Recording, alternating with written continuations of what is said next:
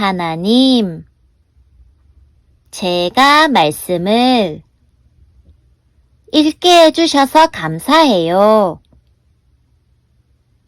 나의 머리로 이해하는 것이 아니라 성령님께서 도와주셔서 하나님의 말씀을 정확하게 깨닫고 힘을 듬뿍 얻게 해주세요. 예수님의 이름으로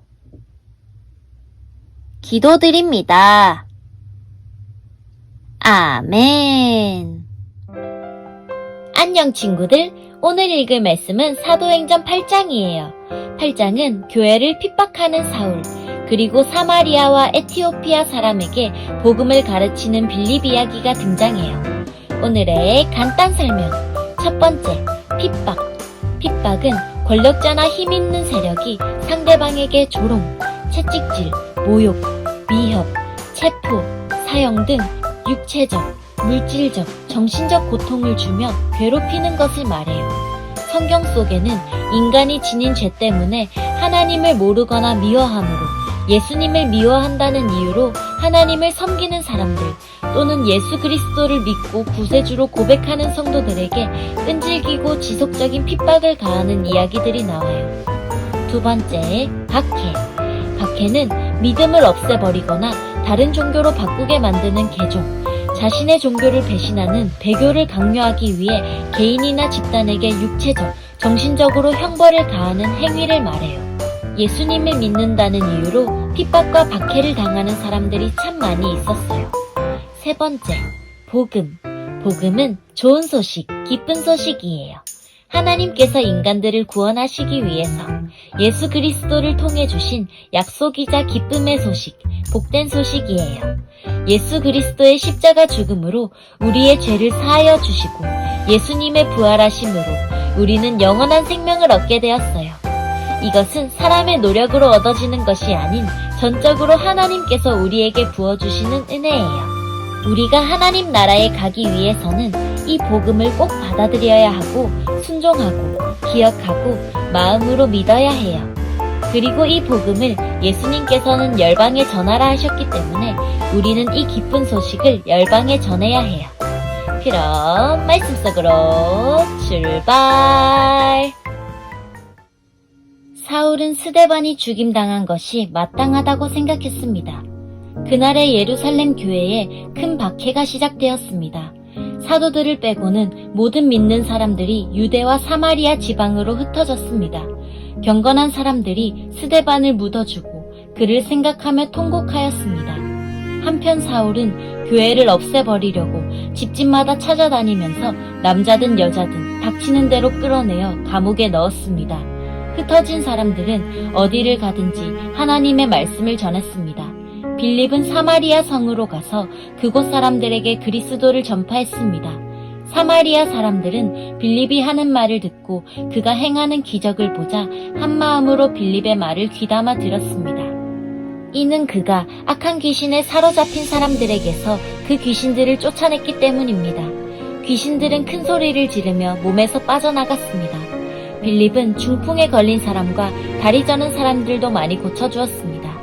사마리아 성에는 큰 기쁨이 넘쳤습니다.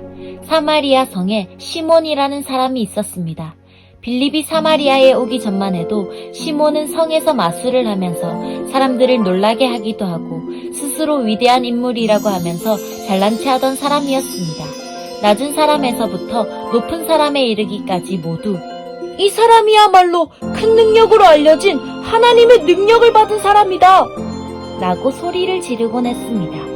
시몬은 백성의 관심을 한몸에 받던 사람이었습니다. 시몬이 오랫동안 마술로 사람들을 놀라게 했기 때문에 사람들이 그를 따랐습니다. 그러나 빌립이 그들에게 하나님의 나라와 예수 그리스도의 이름에 관한 복음을 전하자 남자 여자 할 것 없이 다 빌립의 말을 믿고 세례를 받았습니다. 시몬도 믿고 세례를 받았습니다. 그는 빌립을 따라다니며 빌립이 일으키는 표적과 큰 능력을 보고 놀랐습니다. 사마리아 사람들이 하나님의 말씀을 듣게 되었다는 소식을 듣고 예루살렘에 남아있던 사도들은 베드로와 요한을 그들에게 보냈습니다. 사마리아에 도착한 베드로와 요한은 사마리아 사람들이 성령을 받게 해달라고 기도했습니다. 이는 그들이 주 예수님의 이름으로 세례만 받았을 뿐 아직 그들에게 성령이 내려오시지는 않았기 때문입니다. 두 사도가 그들에게 손을 얹자 사마리아 사람들이 성령을 받았습니다. 시몬은 사도들이 손을 얹자 성령이 내려오시는 것을 보고 사도들에게 돈을 주면서 이런 권능을 내게도 주셔서 내가 손을 얹는 사람도 성령을 받을 수 있게 해주십시오. 라고 말했습니다. 베드로가 그에게 대답했습니다. 그대가 하나님의 선물을 돈으로 살 수 있다고 생각했으니 그대는 돈과 함께 망할 것이요. 그대의 마음이 하나님 앞에서 바르지 못하니 그대는 이 일을 우리와 함께 할 수 없소. 그대는 이 악한 생각을 회개하고 주님께 기도하시오. 그러면 그대 마음속에 품고 있는 이런 생각을 주님께서 용서해 주실지도 모르오. 내가 보니 그대는 악한 뜻을 품고 있으며 죄에 사로잡혀 있소. 그러자 시몬이 대답했습니다. 두 분이 하신 말씀이 제게 일어나지 않도록 저를 위해 기도해 주십시오. 베드로와 요한은 주님의 말씀을 증언하고 전한 뒤에 예루살렘으로 돌아갔습니다. 그들은 돌아가는 길에도 사마리아의 여러 마을에 들러 복음을 전했습니다. 주님의 천사가 빌립에게 말했습니다. 일어나 예루살렘에서 가사로 내려가는 남쪽 길로 가거라. 그 길은 광야길이다. 빌립이 일어나 가다가 길에서 에티오피아 사람 하나를 만났습니다. 그는 에티오피아의 여왕 간다게의 높은 관리로서 여왕의 재정을 맡은 사람이었는데 넷이었습니다. 그는 예루살렘에 예배드리러 왔다가 본국으로 돌아가는 길이었습니다. 그는 마차에 앉아서 예언자 이사야의 글을 읽고 있었습니다. 성령이 빌립에게 저 마차로 가까이 가거라 하고 말씀하셨습니다. 빌립이 달려가서 그 사람이 예언자 이사야의 글을 읽는 것을 듣고 지금 읽고 있는 것을 이해하십니까? 라고 물었습니다. 그는 가르쳐주는 사람이 없는데 제가 어떻게 이해할 수 있겠습니까? 라고 대답했습니다. 그는 빌립에게 마차에 올라와 자기 곁에 앉으라고 부탁했습니다. 그가 읽던 성경 구절은 이것이었습니다. 그는 도살장으로 가는 양처럼 끌려갔다. 털을 깎는 사람 앞에 있는 양처럼 잠잠했으며 입을 열지 않았다. 그는 모욕을 당하고 바른 재판을 받지 못했으니 누가 감히 그의 후손에 대해 말할 수 있단 말인가. 이 땅 위에서 그의 삶은 끝났다. 에티오피아 내시가 빌립에게 물었습니다. 이 말은 누구를 두고 한 말입니까? 예언자 자신을 두고 한 말입니까? 아니면 다른 사람을 두고 한 말입니까? 빌립이 입을 열어 이 성경 구절로부터 시작해서 그 사람에게 예수님에 관한 복음을 전했습니다. 그들이 길을 가다가 물이 있는 곳에 이르자 내시가 말했습니다. 보십시오. 여기 물이 있습니다. 제가 세례를 받는데 장애될 만한 것이 있습니까?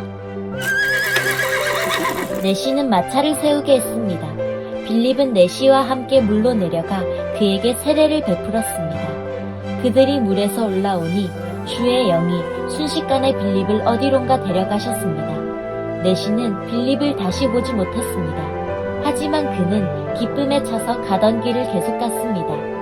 빌립은 아소도라는 성에 나타나 거기에서부터 가이사랴에 이르기까지 온 마을을 다니면서 복음을 전했습니다.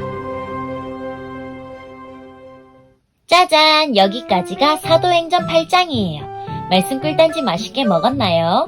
오늘도 잘 들어줘서 고마워요. 우리도 제자들처럼 또 빌립처럼 복음을 열방에 전할 수 있길 소망해요.